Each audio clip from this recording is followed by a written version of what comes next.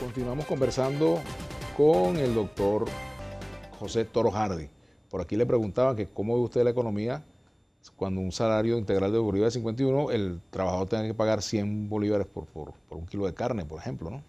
Bueno, mira, en este momento hay unos desequilibrios brutales en la economía y son muy difíciles de recuperar de aquí a diciembre, y máxima en medio de tanta incertidumbre. Antes lo mencioné, el Producto Interno Bruto se está desbarrancando, por decirlo de alguna manera. El Fondo Monetario Internacional no solo nos está diciendo que la inflación va a ser de 1.000.000% en este año, sino que además que el Producto Interno Bruto va a caer en un 18%. No sé si lo mencioné antes en el programa, fue conversando contigo. En la América Latina hubo graves casos, nunca tan serios. La hiperinflación más alta en la historia del hemisferio occidental es la que estamos padeciendo en este momento en Venezuela. Ahora, en esos países hubo problemas de hiperinflación severos, pero nunca coincidieron con falta de alimentos. El problema de Venezuela es una hiperinflación conservadoramente estimada en 1.000.000%, junto con una escasez enorme de alimentos. Eso crea problemas sociales muy severos. Y por cierto, la hiperinflación puede ser mucho mayor que esa estimación que luce muy conservadora por parte del Fondo Monetario Internacional. Gerardo Sánchez dice o pregunta, ¿cuánto falta para aplicar un verdadero default a Venezuela? Países siguen prestando dinero. No siguen prestando dinero. El dinero está interrumpido en este momento los financiamientos a Venezuela. ¿Qué falta? Bueno, por lo pronto, cuando uno ve las agencias calificadoras de riesgo, las agencias calificadoras de riesgo soberano, todas tratan muy duramente a Venezuela, todos nos plantean ya en una situación de default selectivo. Ese default se viene generalizando porque son pocas las obligaciones que Venezuela sigue pagando. Concretamente, en PDVSA nada más se está pagando el bono 2020 porque está garantizado con el 51% de las acciones de Citgo. Por eso las están pagando, pero las demás el retraso es enorme. Por cierto, la calificadora de riesgo soberano que más duramente trata a Venezuela es la del gobierno chino. Eso quería, a mí me llama la atención que hubo medios de comunicación chinos, diarios económicos que cuestionaron los préstamos a Venezuela, ¿no? Claro, sí, la calificadora de riesgo del gobierno chino, que se llama Dagong, es la que más duramente trata la situación. Ese es un Dagón chino. Es un Dagón chino, es un Dagón que nos está afectando, de manera que los chinos están muy interesados en hacer buenos negocios en Venezuela, pero ellos no tienen particular interés en estar defendiendo a un gobierno ni a una ideología. Esa gente es muy práctica hoy en día. Que por cierto, en las giras que ha hecho el presidente, no ha incluido hasta ahora que yo sepa, al menos últimamente, a China, que debería, fue a Rusia, pero no fue a China. ¿Qué lectura puede tener eso? Bueno, en primer lugar que China ha perdido interés.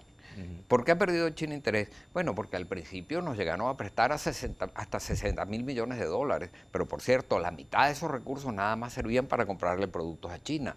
Por eso compramos 3 satélites, por eso compramos infinidad de autobuses, esos que vemos por allí. Toda la quincallería china entró a Venezuela, porque la mitad de los préstamos nada más servían para comprar productos chinos. Pero ya no hay para comprar productos chinos y lo que hay es una inseguridad de que se pueda pagar, por lo tanto ya no tienen interés en prestar. ¿Cómo llegan inversiones? Ayer en Acarigua, dice Marlene de López, el SUNDE decomisó toda la producción de café para la exportación del grupo Botalón. En lugar de subsidio de la gasolina, dice Germán Figuera, lo cual es discriminatorio para quienes no tenemos vehículo, proponemos sincerar ya el precio, unos 50.000 bolívares por litro, y un bono coyuntural mensual de 240 litros de gasolina en bolívares, 12 millones mensuales, dice por aquí. Y por aquí dice Ruperta, invitado de lujo Toro Hardy, y es de la cuarta, no hay uno igual en la bendita revolución. Jesús Eduardo Jaime dice, ahora todo es porque quitaron 5 ceros. Si quitaban 3 o 6, sí está bien. Qué imbéciles y bobos de verdad, no hay que llevar la contraria. Bueno, no, el problema es que es más fácil calcular 3 ceros que calcular 5 ceros. Si a mí me dicen que un billete de los nuevos de 1.000 bolívares equivalería a 3 ceros menos, sería fácil de calcular, pero ¿quién puede en su mente calcular 5 ceros menos? ¿Será conveniente, pregunta Emilio Luis, privatizar las empresas del Estado, ya que el Estado no tiene cómo levantarlas de las paupérrimas condiciones que están? El propio Maduro, por supuesto, reconoció el presidente Maduro que las 70 empresas del Estado están en rojo. Lo dijo Claro, él, ¿no? Claro. ¿Qué sentido ¿Qué hacer tiene? con esas empresas? ¿Qué sentido tiene tener unas empresas que lo que hacen es restarle recursos a la educación o a la salud? ¿Qué ganamos nosotros con tener una empresa dando grandes pérdidas? cuando resulta que esos recursos para cubrir las pérdidas de esas empresas deberíamos destinarlos a la educación, a la salud, a importar alimentos, a las medicinas, a la seguridad de los ciudadanos. ¿Qué sentido tiene mantener unas empresas dando pérdidas gigantescas? Pedro Romero dice, Vladimir, ese dinero que tanto produjeron en PDVSA de la época donde estaba el doctor Toro Hardy, él dice, este señor, ¿cuáles fueron los beneficios para el pueblo? O sea, que él sabe más que pescado frito, es un non plus ultra, que diga cuántas viviendas hicieron en su paso por PDVSA. No tengo la menor idea, porque en PDVSA no construíamos viviendas. En PDVSA éramos una empresa petrolera que nos dedicábamos a explorar petróleo, producirlo, refinarlo, comercializarlo, exportarlo, y los dólares que percibíamos se los entregábamos al Banco Central de Venezuela. Eso pasaba al Tesoro Nacional. Y el Congreso Nacional aprobaba un presupuesto en base a los recursos que había en el Tesoro. Pero cuando nosotros le entregábamos los dólares al Banco Central, a cada venta de petróleo estábamos obligados a entregarle los dólares, el Banco Central emitía bolívares nuevos y nos daba en contrapartida, pero los dólares se quedaban en el Banco Central, de manera que esos bolívares nuevos que emitía el Banco Central quedaban respaldados con aquellos dólares. Ahora no. Ahora el gobierno, el Banco Central emite bolívares y bolívares y bolívares que no tienen respaldo, y por eso todos los venezolanos estamos sufriendo la inflación más alta del mundo, la más alta en la historia del hemisferio occidental. Reinaldo Díaz dice lo siguiente, ¿puede explicar cómo deberían anclar de forma correcta el bolívar? Yo no estoy seguro de que haga falta un anclaje, lo que hace falta son las políticas monetarias y macroeconómicas correctas. Hace falta que el gobierno no emita dinero. Hay un economista muy famoso que se llama Steve Hanke que dice que debe existir la caja de conversión o la dolarización. Yo creo mucho más en las políticas que aplicó Fernando Enrique Cardoso en Brasil.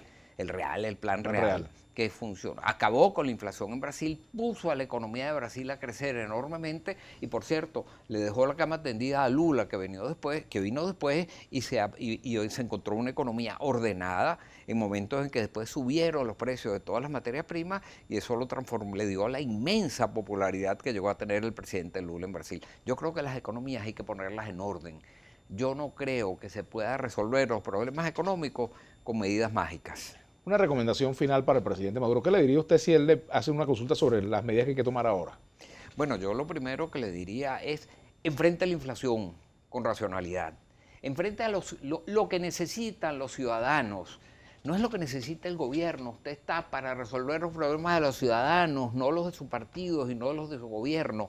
Son los ciudadanos. Un gobierno lo eligen los ciudadanos para que resuelva los problemas del país, no para que resuelva los problemas de un partido.